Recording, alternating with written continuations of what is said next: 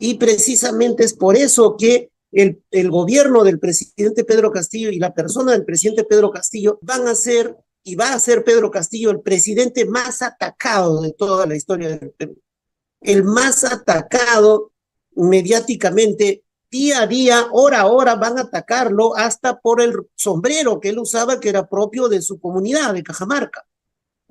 Entonces, todo eran ataques desde los medios, desde el Congreso.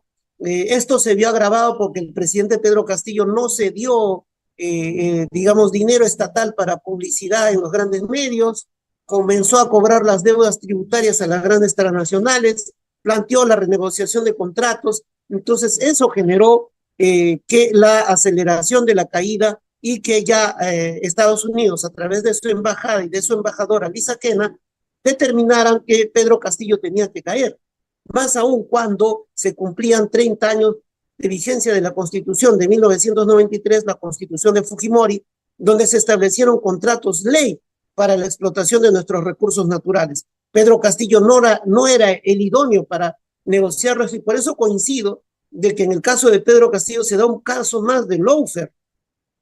Y como parte del conjunto, en América Latina, de los casos que ya se han reseñado, también en Bolivia con el compañero Evo Morales, en Ecuador con Jorge Glass, y todo el conjunto que nos convencen de que estamos asistiendo a un plan Cóndor 2.0, o mejor dicho, un plan Cóndor del siglo XXI. Y agradecido a la organización de este evento, el Lawfare versus Pedro Castillo, y lo quiero agradecer en las personas acá presentes, las compañeras Cleide Martins y Silvina Romano, sumamente agradecido. Previamente a pasar a tratar el tema del presidente Pedro Castillo y del pueblo peruano, quisiera expresar mi solidaridad con el pueblo ecuatoriano, con la situación que está viviendo. Se ha perpetrado un fraude precisamente para revocar la voluntad popular. Y en ese sentido yo coincido con los que han intervenido antes de mí respecto a que es un problema en común y hay una similitud con el problema de Ecuador, porque el golpe contra el presidente Pedro Castillo no es sino un golpe contra la voluntad popular. Durante 200 años de república en el Perú, creada luego de las guerras de independencia, y donde teóricamente se ha dicho de que eso era una república de inspiración liberal, con separación de poderes, con respeto de los principios de soberanía popular, etcétera, etcétera. En realidad, esto que se leía muy bien en el papel de 13 constituciones, en la práctica era distinto. Siempre se le negó al pueblo en la participación política. Siempre se le negó a los indios, porque así se les decía a nuestros abuelos, a nuestros tatarabuelos, a nuestros ancestros. Luego se les pasó a decir los cholos, ¿no? Entonces, siempre se negó la participación política, e incluso José Carlos Mariátegui, cuando diagnostica el Perú en 1928, o sea, hace casi 100 años, dice que la población, desde las regiones, los pueblos originarios, habían avanzado a demandas económicas y sociales, pero no habían avanzado a arrancar derechos políticos. Entonces, eso era una tarea pendiente. Hubo esfuerzos desde la izquierda, desde hace más de 50 años, de llegar por la vía de las elecciones, pero no se logró unir al pueblo en torno a alguna candidatura. Esto solo ocurrió el año 2021, en que el pueblo decidió votar por Pedro Castillo. Y Pedro Castillo, ¿quién es y quién era? Es un agricultor, es un campesino rural, es un campesino, precisamente parte del grueso de la población peruana, y él toda la vida se ha desenvuelto en Puña, que es un centro poblado, es un profesor campesino, y la gente decidió votar por él. Se había hecho un formato desde 1980 para el pueblo de que votara por 4 o 5 favoritos, que siempre aseguraban los intereses de la oligarquía y de las transnacionales. Entonces, habían 4 o 5 favoritos, obviamente de distintos colores, ¿no? Verde, azul, ¿no? Y algunos un poquito también yendo para rosado y un poquito de rojo se ponían, pero siempre se aseguraban ellos sus intereses. Entonces, el año 2021, con la elección de Pedro Castillo Terrones, no creo equivocarme en que por primera vez en la historia del Perú se plasmó genuinamente la voluntad popular y la participación del pueblo, el derecho a la participación política. Esto nunca fue perdonado, esto nunca fue tolerado, fue tomado como una insolencia, como una rebeldía, como un atrevimiento de los de abajo, de los indios, de los cholos, de los que siempre han sido invisibilizados, cuando no despreciados y reprimidos, y precisamente es por eso que el gobierno del presidente Pedro Castillo y la persona del presidente Pedro Castillo van a ser y va a ser Pedro Castillo el presidente más atacado de toda la historia del Perú, el más atacado mediáticamente, día a día, hora a hora van a atacarlo, hasta por el sombrero que él usaba, que era propio de su comunidad, de Cajamarca. Entonces, todo eran ataques desde los medios, desde el Congreso. Esto se vio agravado porque el presidente Pedro Castillo no se dio, digamos, dinero estatal para publicidad en los grandes medios, comenzó a cobrar las deudas tributarias a las grandes transnacionales, planteó la renegociación de contratos. Entonces, eso generó que la aceleración de la caída, y que ya Estados Unidos, a través de su embajada y de su embajadora Lisa Kena, determinaran que Pedro Castillo tenía que caer, más aún cuando se cumplían 30 años de vigencia de la Constitución de 1993, la Constitución de Fujimori, donde se establecieron contratos ley para la explotación de nuestros recursos naturales. Pedro Castillo no era el idóneo para negociarlos, y por eso coincido de que en el caso de Pedro Castillo se da un caso más de lawfare. Y como parte del conjunto, en América Latina, de los casos que ya se han reseñado, también en Bolivia con el compañero Evo Morales, en Ecuador con Jorge Glass, y todo el conjunto que nos convencen de que estamos asistiendo a un plan Cóndor 2.0, o mejor dicho, un plan Cóndor del siglo XXI. Eso es lo que se está dando, y esos son los motivos reales de la caída de Pedro Castillo. Eso se ha disfrazado de un procedimiento parlamentario de vacancia, efectivamente, y es a lo que quiero referirme. Precisamente las violaciones al debido proceso, a las garantías del debido proceso, no son producto de algún error de interpretación judicial, algún exceso excepcional que pueden darse en procesos comunes, sino que es la aplicación sistemática del uso de los procesos penales, judiciales, parlamentarios, para anular no solo al oponente, en este caso al oponente, que significa un disidente del modelo económico y social que se ha impuesto, el neoliberalismo. Y eso es Pedro Castillo. Entonces, es por eso que Pedro Castillo es arrestado luego de dar un discurso que simplemente recogía el sentimiento popular, que repudiaba al Congreso, porque el Congreso no admitía ninguno de los más de 140 proyectos de ley, no los llevaba al Pleno, se dedicaba solo a sabotear, a socavar a Pedro Castillo, a censurarle ministro tras ministro, se tiraban abajo a los ministros, casi no quedaba, como dicen, títere con cabeza, censuraban constantemente a sus gabinetes, además que pidieron constantemente la vacancia del presidente Pedro Castillo. En los 15 meses que estuvo, tres procesos de vacancia, más un cuarto proceso de vacancia creado el mismo día de su detención. Ahora, él por eso pronuncia un discurso recogiendo lo que pedía el pueblo, una reforma del sistema de justicia, también en la renegociación de los contratos, en la nueva Asamblea Popular Constituyente con participación de los pueblos originarios, y luego de dar ese discurso, él se dirige a la Embajada Mexicana para pedir asilo para su familia, su esposa e hijos. Es ahí que él es arrestado en la vía pública, pero era un presidente en funciones, y los artículos 99 y 100 de la Constitución lo protegían. Tenía una protección constitucional. Creo que es el único lugar en el mundo donde se ha visto arrestar con armas de fuego al presidente de la República, con fuerzas especiales. No existía al momento ninguna norma preexistente a su detención que le autorizara a la policía para detener al presidente. O sea, en este caso no es que ni siquiera había una orden judicial, sino que para que haya orden judicial el Parlamento tenía que haberle levantado sus medidas de protección, sus prerrogativas de protección.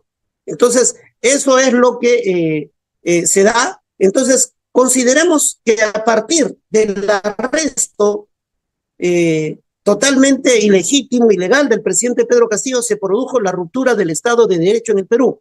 A partir del 7 de diciembre del 2022, en que se arresta el presidente Pedro Castillo, se rompió el Estado de Derecho en el Perú.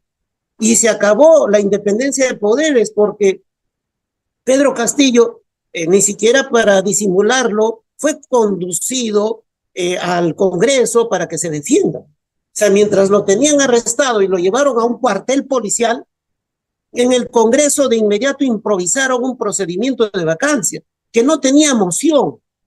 Es decir, no había un petitorio. Es como un proceso que nunca nació, porque todo proceso nace con un petitorio, con un pedido, generalmente por escrito. Y en este caso el reglamento del Congreso establece que tiene que haber un pedido de vacancia respaldado por la firma de 27 congresistas. Eso no existe. Simplemente el presidente del Congreso, ¿no? William Zapata, un ex militar de la época de los genocidios contra los campesinos en los años 80 y 90 del siglo pasado, y que está involucrado en diversas matanzas de campesinos quechohablantes, dijo: acaba de hacer algo grave Pedro Castillo y tenemos que vacarlo por incapacidad moral. Y cual si fuera pues una sesión del Partido Nacional Socialista de Alemania, todos, no, simplemente como haciendo el saludo nazi, o casi todos, con excepción de 4 congresistas, dijeron sí, lo vacamos. Le cortaron a la embajadora de Estados Unidos, quien se venía reuniendo con los fiscales supremos, con los jueces supremos, con el Tribunal Constitucional, con la casta militar. Ahora que hay algunos que les gusta y han puesto de moda el término casta, acá en el Perú hay una casta militar, ¿no? Entonces, concertaron un plan y dijeron, bueno, se la ha vacado por incapacidad moral. Pero no solo es el problema de los votos, porque hay quienes dicen, no reunieron los votos. No solo es que no reunieron los votos, ese procedimiento nunca nació porque no hubo una moción, no hubo un pedido. Luego, y antes de eso, al ser arrestado, se habla de flagrancia, del delito de rebelión. Y por eso es que al día siguiente lo ponen a Pedro Castillo ante un juez. Y ese juez dice, bueno, pues sí, acá hay flagrancia. ¿Pero flagrancia de qué? Del delito de rebelión. Y el delito de rebelión en el Código Penal peruano establece que se aplica contra el que se alza en armas para deponer al gobierno establecido, para quebrar el orden constitucional, pero la premisa es el que se alza en armas. Y Pedro Castillo nunca se alzó en armas. Es decir, se quiere aplicar la analogía, que eso está prohibido en el derecho penal. Y entonces el juez interpretó que sí, había indicios del delito de rebelión, y al apelar a la Sala Suprema dice que, bueno, el alzamiento armado se puede hacer a través de violencia psíquica.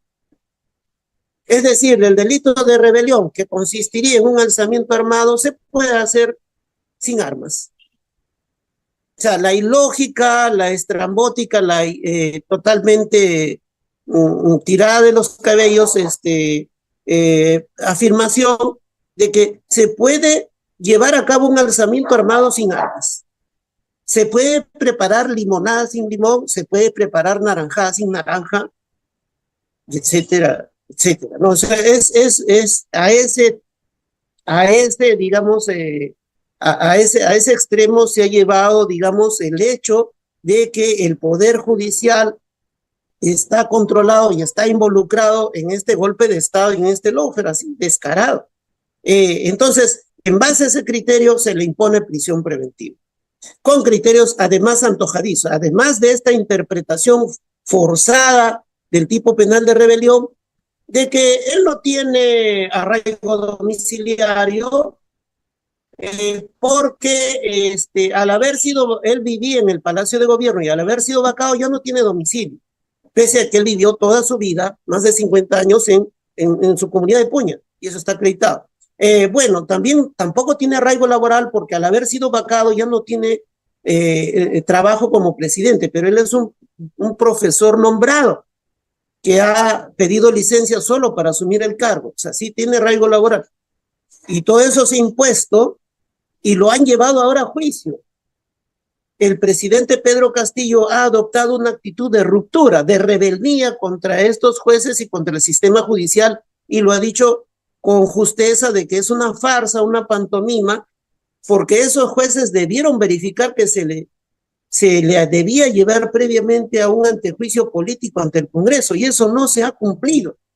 El artículo 100 y 101, perdón, 99 y 100 de la Constitución Política establece que no determinado grupo de funcionarios, de altos funcionarios, no pueden ser llevados directamente ante un juez penal.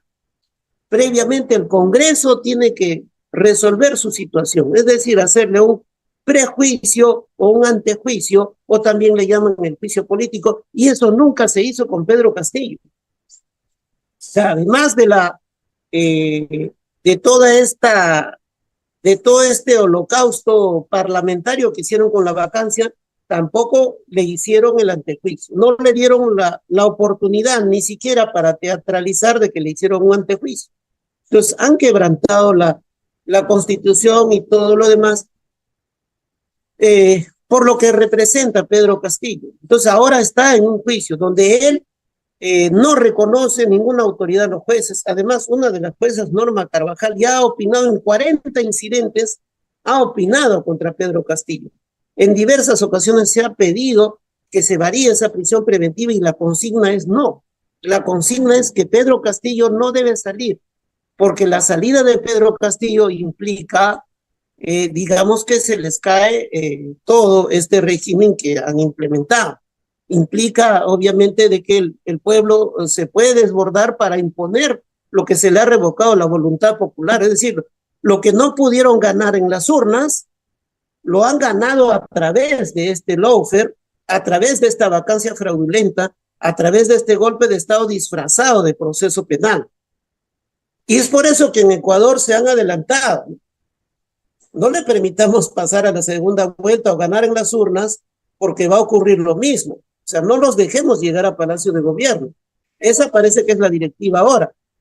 Y acá en el Perú lo que está ocurriendo es que no se está permitiendo la inscripción de nuevos partidos políticos.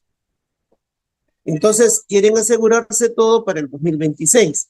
Entonces, bueno, no me extiendo más, pero podríamos así enumerar una serie de situaciones. Yo finalmente quiero agradecer la posición decidida, firme, valiente del compañero diputado Enrique Santiago, tanto para dirigirse a entidades formales como el Alto Comisionado de las Naciones Unidas para los Derechos Humanos, como al propio gobierno español, y necesitamos eso, y también agradecido a la red Lawfare Nunca Más, al Observatorio Lawfare, porque necesitamos que a nivel internacional se conozca la situación que se vive en el Perú, que es parte del problema a nivel de la región y a nivel internacional. Y sin ese apoyo, sin esa solidaridad, no vamos a poder lograr la libertad del presidente Pedro Castillo o la caída de la dictadura, que por contraparte sí soy optimista, pienso que vamos a lograrlo. No, las intimidaciones no nos van a detener, efectivamente, como lo ha dicho Enrique, soy el abogado de la defensa nativa más atacado desde el inicio de la defensa. Se me ha estigmatizado.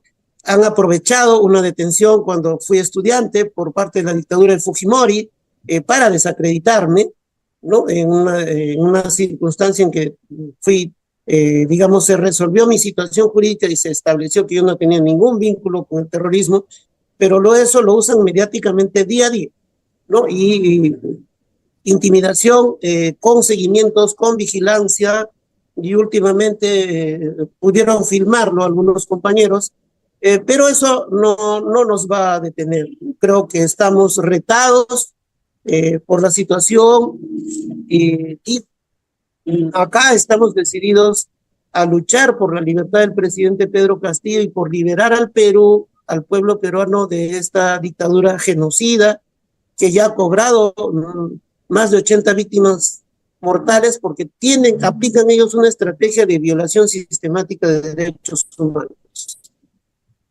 La eliminación física de las personas con armamento de guerra, empleando tropas contra personas desarmadas para aplacar las protestas. Entonces, esta dictadura no puede ser tolerada y tiene que ser denunciada ante los pueblos del mundo.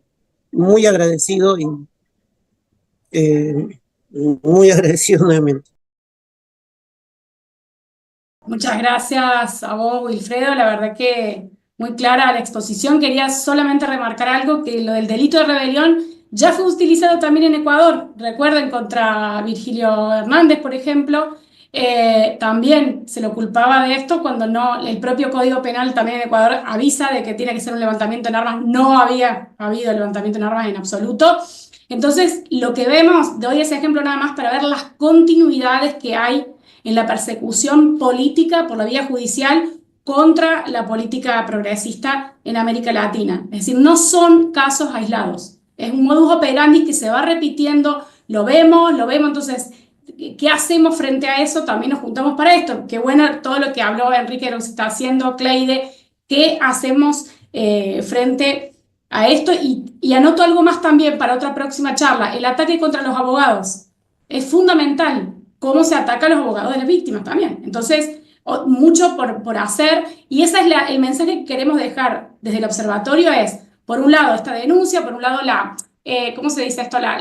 El análisis y el diagnóstico de lo que es el lawfare, pero cómo vamos a enfrentarlo, cómo vamos a luchar y cuántas cosas hay por hacer, para seguir haciendo, para seguir proyectando y visualizando los casos y poniéndole nombre y apellido. Así que bueno, muchas gracias a todas, a todos. Ojalá que nos veamos pronto hablando de esto y eso, y que seamos muchas organizaciones para que esto tenga más fuerza, porque lo colectivo suma y le da, unimos estas energías que son tan necesarias en este avance de la ultraderecha.